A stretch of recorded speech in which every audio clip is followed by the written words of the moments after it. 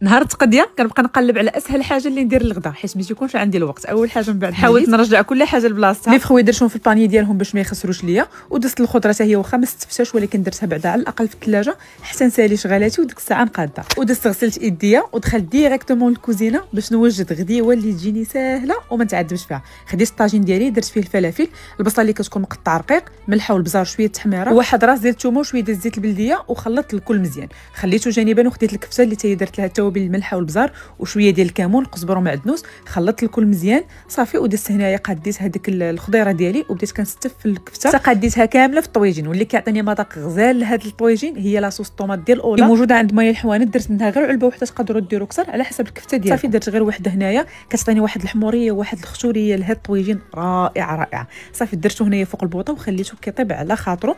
بطبيعه الحال ضروري ما ندير معاه شويه ديال الماء. من بعد لما بدا كيبان كيطيب كنهز هكا شويه د الروا وكنسقي هكا داك الكفيته ديالي صافي حتى كطيب ليا. وكنضيف عليه هنايا البيض من الفوق اللي تيكون هكا محرك وشويه ديال الفرomاج موتزاريلا من الفوق حتى هو كيعطيه واحد المذاق ما نقول لكمش. سديت عليه حتى طاب. من بعد ما طاب ليا درت عليه شويه ديال الربيع والكمون وواحد الخويط ديال الزيت البلديه. وشوفوا لي التعليكه والمذاق كيجي رائع رائع رائع. جربوه وردوا عليا الخبر بالصحه والراحه. كنجمعوا عند ماما كل واحد فينا شنو كيوجد. انا هاد المره وجدت كيك وماما قلت لها غتصوبي لنا هذوك الحريشات اللي كيجيو مشقين ولكن ماشي باي سميده، بالسميده الرقيقه ديال المزيان اللي 100% من القمح الصلب باش يجيونا محمرين ويجيو مذهبين. اول حاجه عبره جوج ليف ديال السميده وشوفوا لي السميده كيفاش مذهبه الحبيبات ديالها كتشهي. زدت عليها شويه ديال الملحه والخميره والنافع وخلطت الكل مزيان مع واحد الكاس مخلط ما بين الزبده والزيت وبسبسات الكل مزيان حتى هذاك الحبيبات ديال السميده كاملين تلبسوا لينا بهذاك الزيت والزبده. من بعد ضافت هنايا العسل تقدروا تضيفوه قبل ما تبسبسوا صافي وخلطت الكل مزيان.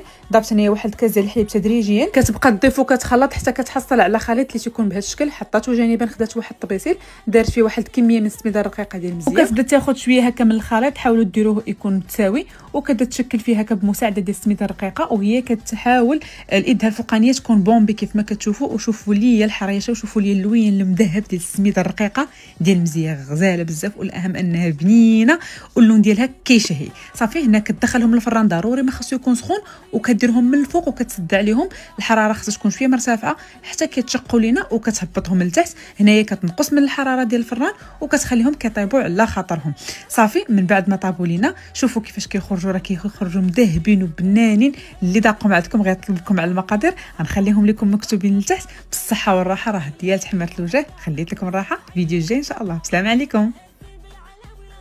هاد الشوفلور موجود في السوق جبته وجيت نوجد هاد الشهيوه اللي كتجي بنينه بزاف وفكره زوينه للغدا ولا العشاء. غادي يحماقوا عليها وليداتكم وهكا غيكونوا كلاو الشوفلور الا كانوا ما كياكلوش. فراه كتجي ساهل بزاف. اول حاجه كناخذوا واحد الطنجره كنديروا فيها الماء اللي تيكون غليان وكناخذوا الشوفلور اللي كنغسلوه مزيان وكنقيوه بالماء والخل عاد كنديروا كيتسلق. كنخليه كيتسلق وكندوز ناخذ هنا طريفات ديال الدجاج كنقطعهم على شكل طولي وكندير لهم شويه ملحه شويه البزار شويه لامونطارد وهكا واحد راس ديال الثومه محكوكه عصير ديال الحامض وشويه ديال السكينجبير وصوص الصوجا. المقادير كامله غتكون مكتوبه لتحت. كنخلط الكل مزيان كناخذ واحد المقيله وكنشحر فيها دوك الطريفات ديال الدجاج مزيان. بعد ما كيطيبوا لي الطريفات ديال الدجاج كنزيد لا دان فيمي وكندير هنايا لا كريم ديال اولا هي اللي كتعطيني واحد المذاق واحد التعليكه بنينه لهاد لو بلا. كنضيف علبه كامله وكنخلط الكل مزيان راه موجوده عند مايا الحوانت صافي. وكندوز هنا كناخذ واحد البريكس كندهنو بالزبده كندير فيه الشوفلور كيف ما كتشوفوا كنقادو وكنضيف عليه هذيك الطريفات ديال الدجاج مع لا كريم. هذيك الكريمه كتخلي الدجاج ما يبقاش ناشف لينا وكيجي هكا متبل وكيجي بنين بزاف. صافي كنضيف عليه هنايا لاصوص بيشاميل اللي غنخليكم الطريقه ديالها مكتوبه لتحت.